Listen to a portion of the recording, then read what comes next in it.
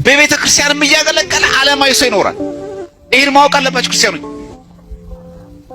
በቃ የሰንበት ተማሪ ናት፣ አውደ ምሕረት ትዘምራለች፣ ታገለግላለች፣ ደግሞ አንዳንድ ጊዜ ወጣ ብላ ደግሞ ትጨፍራለች። በቃ አለቀ። ደስ ሲለው ያስቀድሳል፣ ከደበረው ይተዋል። ሲነሽጠው ጧት ተነስቶ እንቅልፍ ከነሳው ኪዳን ያደርሳል፣ ሲፈልግ ይቀራል። ሲነሳበት ይተዋል፣ ሲነሳበት ውዳሴ ማርያም ይደግማል። ሲነሳበት መጥቶ ንግስ ያነግሳል፣ ሲፈልግ ተኝቶ ይውላል። አንዳንድ ጊዜ የሌለ ዘማሪ ያደርገዋል፣ አንዳንድ ጊዜ የሌለ ደናሽ ያደርገዋል። ይሄ ሰውዬ መንፈሳዊ ዓለማዊነት ማለት ውጪ ያሉ አካላት ብቻ አይደለም፣ እኛንም ጭምር ይመለከታል ክርስቲያኖች። ለዛም ነው ሐዋርያው ዓለምን ካለ በኋላ ወይም በዓለም ያሉትን ምን በሉ ምን አትበሉ አትውደዱ ካለ በኋላ በዓለም ያለው ሁሉ እርሱም ይላል የሥጋ ምኞትና የዓይን አምሮት ስለ ገንዘብም መመካት ከዓለም ስለሆነ እንጂ ከአባት ስላልሆነ። አይቹ በገንዘብ መመካት ትምክህት እኮ ነው። ዓለማዊነት ማለት እኮ ትምክህት ነው። እውነት እናውራ ከተባለ ባንክ አካውንቱ ላይ 10 ሚሊዮን ካለ ሰውና እንደዚህ አይነት ክርስቲያን ሆኖ ቤተ ክርስቲያን ላይ የሆነ አደጋ ተከሰተና ተቃጠለ ብሎ ከሚደነግጥና ንግድ ባንክ እኮ ያለችው 10 ሚሊዮን ላይ ንግድ ባንክ ላይ የሆነ ጥቃት ተፈጸመ ይባል በጣም ያሳስበው የትኛው ነው? አንወሻሽ አይታችሁ የተመካ ነው። ምን ላይ ነው? ግድ የለም ይንደዳ ገንዘብ ይጥፋ የቤተክርስቲያን አምላክ ቤተክርስቲያን በደሙ ይመሰክር ክርስቶስ አለልኝ አይደል? የማይሾሙት ንጉስ የማያበድሩት ባለጸጋ አይደል? እሱ አለልኝ አይደል እንላለን። በሆነ አይታችሁ ግን እኮ ያ ሰው አስቀዳሽ ነው። ዓለማዊነት በብዙ መንገድ ነው የሚተረጎመው። ክርስቲያኖች እንዴ ለቤተ ክርስቲያን እኮ ማይክ ሰጥቶ ማያስቀዱ ሰዎች እኮ አሉ። ሞንታርቮ ለቤተ ክርስቲያን እንግዛ ማይክ እንግዛ ተብሎ ከተገዛ በኋላ እንዴት አረጋችሁት ማይኩን ይላል። እሱ ቅዳሴ ላይ የለም፣ እሱ አይመጣም። እንደው የገዛሁት ማይክን እኔ ቤት ድረስ ግን አይሰማም እኮ ምን አርጋችሁት ነው? ማይኩ ድምጽ የለውም እንዴ? ማይኩን እኮ የሰጠው አንተ ቤት እንድተኛ አይደለም፣ አንተም ጭምር መጥተህ እኮ እንድታስቀድስ ነው።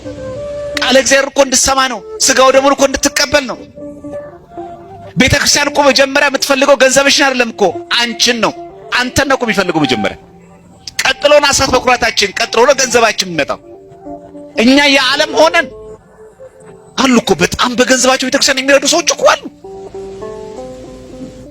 እንደዚሁ በዛው ልክ ደግሞ ቆራቢ የሆኑ ሰዎች አሉ። በገንዘባቸው በሕይወታቸው የጸደቁ ታድለው በሁለት መንገድ የሚሄዱ በሀብታቸው የማይመኩ በገንዘባቸው የማይመኩ ይሄ ዓለም እኮ ጠፊ ነው የሚሉ ሰዎች ደግሞ የታደሉ የተስማማላቸው።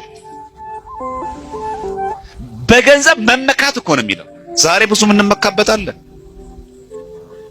እኛ በብሔራችን እንመካ የለን፣ በዘራችን እንኮራ የለን፣ በመልካችን እንኮራ የለን፣ በእውቀታችን እንኮራ የለን። እነዚህ ሁሉ እኮ ዓለማዊነት እኮ ናቸው። በነገራችን ላይ ለእናንተ ብዬ ምናምን ነው እንጂ እኔ ችግር የለብኝም ምናምን የሚል ሰው እኮ ውጭ ሰርቼን በላ ሰው ነው ይሆናል። የሚመካ በማን ይመካ ነው የሚለው። በምን ነገር ልንመካ ይገባል? ዓለማዊነት የሚመነጨው እኛ ራሳችንን ከእግዚአብሔር አርቀን በዓለማዊ መንገድ ስንጎመጅ ነው። በዓለም ያለው ምኞት አለ የሚለው ሐዋርያ ከእንደገና አምሮቱ መሻቱ አባ ጊዮርጊስ ዘጋስጫ መጽሐፍ ሚስጥር ለሚላል እኔ ዘሟች ይላል። አባ ጊዮርጊስ ዘጋስጫ እኮ ጻድቅ ባህታዊ እኮ ነው። ዘሟች ማለት እኮ ከሴት ጋር ምናምን ተኝቶ ወይ ወድቆ ወይ ደግሞ ሴትን እኮ ተመኝቷት እኮ አይደለም። ዓለማዊ ነገር መመኘት ምን ይባላል? ዝሙት ይባላል። ወይ ይሄ መኪና የኔ በሆነ፣ ወይ ይሄ ቤት ሲያምር የኔ በሆነ፣ ወይ ይሄ ጫማ እንዴት ነው የሚያምረው፣ ወይ ይሄ ልብስ እንዴት ነው የሚያምረው፣ ይሄ ምን ይባላል? ዝሙት ይባላል። በሉ እዚህ ውስጥ አሁን ማነው ድንግል ታዲያ? እኔ የሰው ንብረትም የሰው መኪና እኛ በሞባይል እንቀና የለን በቀፎ ይሄንን ሞባይልማ እጄ ላይ ሳላስገባ እንዴ ከሰው አይተን እኮ የኛ ሞባይል እኮ ሁሉ ነገር አለው። መጎምጀት ይሄ ዝሙት ማለት ይሄ ዝሙት ማለት መመሻት መመኘት ማለት ነው። ብዙ ሰው የሚያውቀው ዝሙት ማለት ወይ ከሴት ጋር መተኘት ወይ ደግሞ ተቃራኒ ጾታን ለዝሙት መመኘት ብቻ ይመስላል። አይደለም። ዓለማዊ ነገር መመኘት ልብ በሉ አትስሩ አይደለም። ሰው የሚቀላቀለው እዚህ ጋር አትትጋል ተባልክ። እንደዛማ እንዳንል መጽሐፈ ሲራክ ላይ እኮ አለ ገንዘብህን በገንዙ በከንቱ አትበትን ካለ በኋላ በቀኝም አትበል እኮ ይላል። ምን ማለት ነው? ገንዘብን መልካም ነገር ምሰራበት ከሆነ ሰብስብ፣ አጠራቅሞ ግድ የለም። ነዳይ እያበላ ከሆነ የታረዘ ምታለብስ ከሆነ የተጠማ ምታጠጣ ከሆነ የተራበ ምታበላ ከሆነ በቃኝ አትበል፣ ሰብስቦ ግድ የለም። ለመቄዶንያ እየሰጠ የተራቡትን እየመገብ ከሆነ አረ በደንብ ሰብስበው፣ አረ ጥሩ ደሞዝ ይከፈልህ።